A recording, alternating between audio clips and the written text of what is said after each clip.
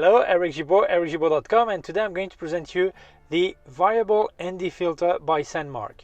Let's start. First of all, thank you very much to Sandmarc for sending me the filter, variable filter, ND filter.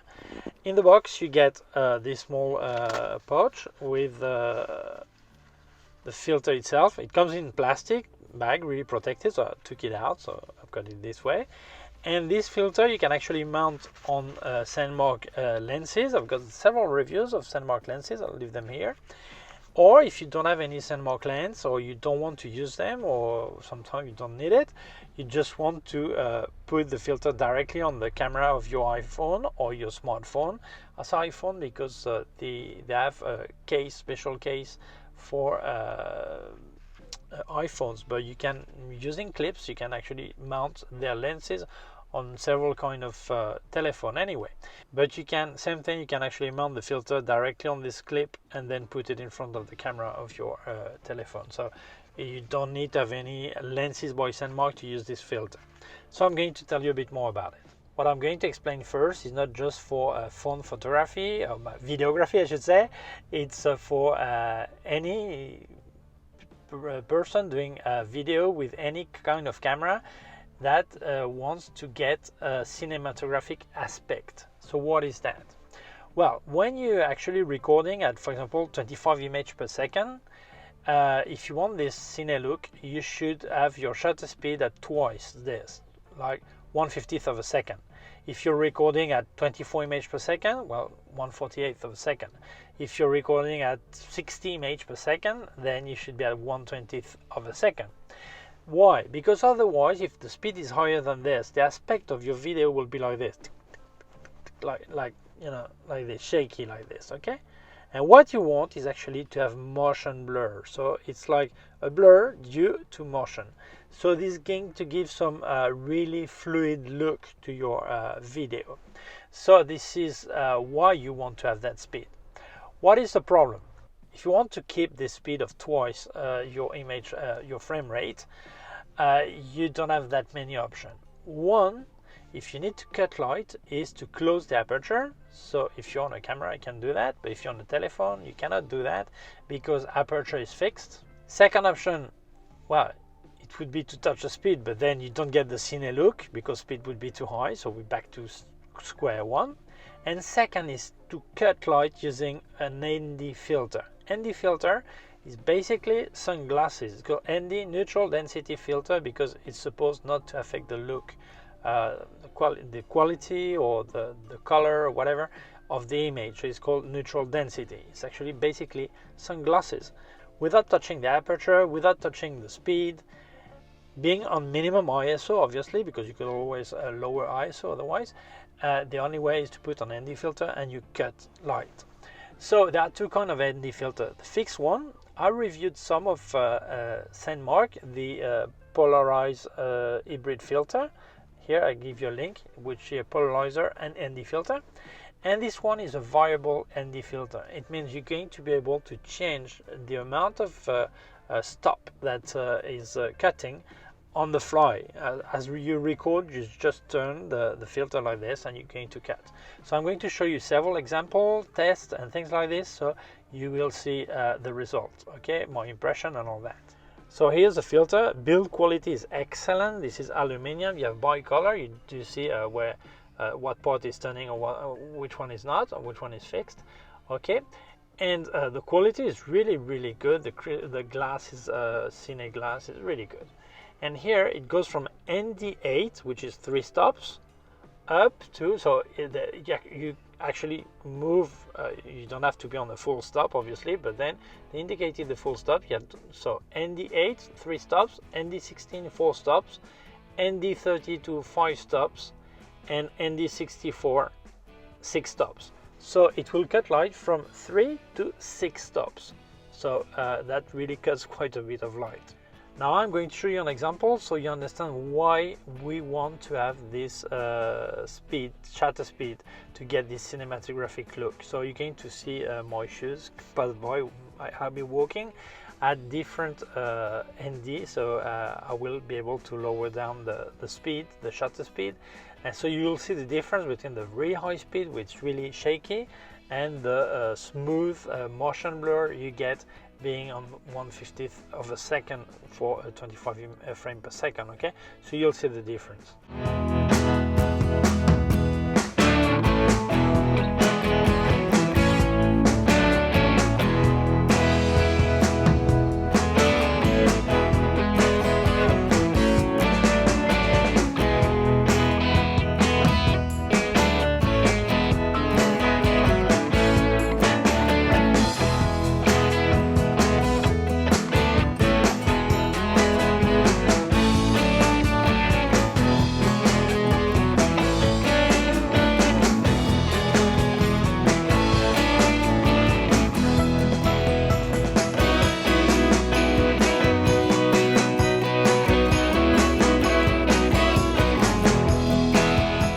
So now to check how it affects. ND8, as you can see, this is all overexposed.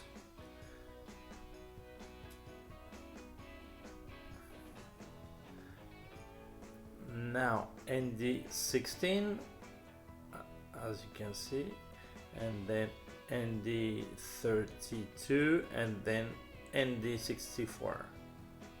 Now I've removed, I've put the shutter speed on automatic. Why? Because I've removed the filter, because I want to compare with and without filter if there's a color shift. So for that I want to have the correct exposure all the time. Now I've got no filter, put filter on. As you can see, the colors are warmer. Obviously there's no problem in adjusting the white balance for that, okay? But as you can see, it does get a bit warmer. The difference between a fixed ND filter and a variable ND filter is when it is variable, actually they're not using two pieces of ND filter glass. What they're using is two polarizer. So when they turn them, where the more they cross 90 degrees from each other, then the more it's going to cut light. So the problem with this way of working, this is not Sandmarc problem, this is every ND filters. Some of them, depending on the quality and also how much light they cut, you get a cross vignetting in the center, like this, okay? Like this, whatever as you want, okay? So I've done some testing. So first, it was really cloudy, a lot of wind, and I saw like some kind of dark shape in the center of the image that was moving when I was moving like this, and curiously I thought there was a problem and there was vignetting. So I made some more tests and I did not notice anything really strong, maybe slightly, but maybe on ND64 maybe, but even though I'm not that sure. So I think there is not really much cross vignetting. That's right, what Sandmarc is telling. Although my first test made me think this, I made some more tests and there was nothing really obvious. So I think it's right. Quality is good. We're going to test if it has cross vignetting. We're going to observe here if we see some effects of ND8, ND16, ND32, ND64. I didn't see specific anything here. Very often when we check with a steady picture, steady video, steady camera, we don't actually see there is some vignetting in the center. But when you pan, you actually notice it. So I'm going to pan the camera and we're going to see if it happens, okay?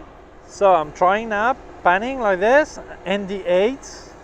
So let's check the center, if we see anything strange. Okay, I've not got the right tool for panning. I'm just holding the head of the gimbal, of the tripod. I'm on ND16 right now. This is not the right shutter speed because I want to have the exposure to be corrected all the time as I turn.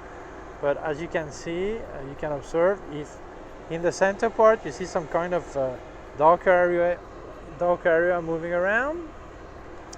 Then ND32.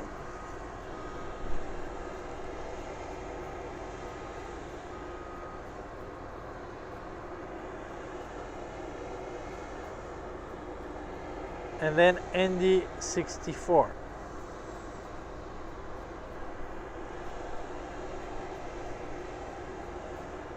case you don't have an iPhone or you don't want to use a lens for your filter, you can put it on the clip.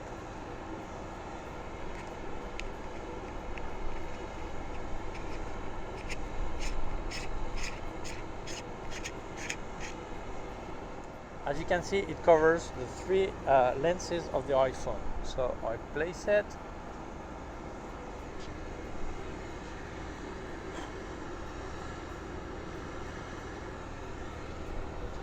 So far I've just spoken about video, but obviously you can use an ND filter for photography. I don't like variable ND filter for photography. Why? Because if there is a slight bit of cross vignetting, as it's a fixed take, you will see it. On a video, as you move all this, then maybe for half a second there was some kind of vignetting, you didn't see it, and then you're on something else. But on a photo it stays there, so I prefer to have fixed ND filters for that, for photography. That's why I prefer for that the filters I've reviewed by Sandmarc. By the way, if you're not using a telephone and you want to have a variable ND filter for your camera, Sandmarc also has that kind of filter. You can check their website for that. They have filters also for cameras, for normal lenses, okay? And in photography, you can actually use them to kick your night mode. If you're on iPhone, some Samsung, some Huawei who have night mode photography, if you're late afternoon, it's still too bright to kick the night mode on the native system. If you have this filter in front of it, you will drop the light a lot, and then it will start your night mode. So it can be really useful. I didn't do a specific photography test with this filter because I think it's more thought for a video, but you could perfectly use it. I've seen some results on other reviewer, it works perfectly, but you can know that if you have this filter, you can also use it for photography. It can be useful to have your night mode starting a lot earlier than normal. Very often we say that the ideal cine kit is for smartphone is your smartphone, obviously, an anamorphic lens, a variable ND filter, and a gimbal. Well, this is what I'll show you right now. I use my DJI Osmo 3 with a Sandmarc anamorphic lens. I'll give you a link of my review there, and the ND filter, variable ND filter we're speaking about today. So it's in slow motion. I capture 1/100th of a second, and it's 50 frames per second.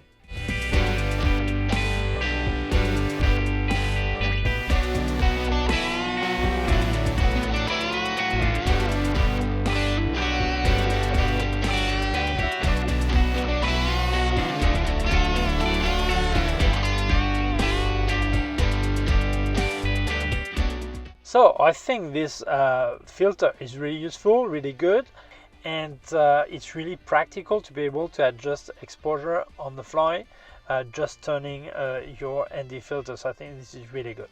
If you feel this video may interest other people, please share it on social networks. If you have not done yet, please subscribe to my YouTube channel. The small button down here, and also a small bell. If you click on the bell, you get notified when I upload a new video. My website, ericgibaud.com. If you have any question, you can leave a comment below. And below also put in description links of my gear on Amazon, also links to other part of my YouTube channel. Please take care of yourself and see you soon. Bye.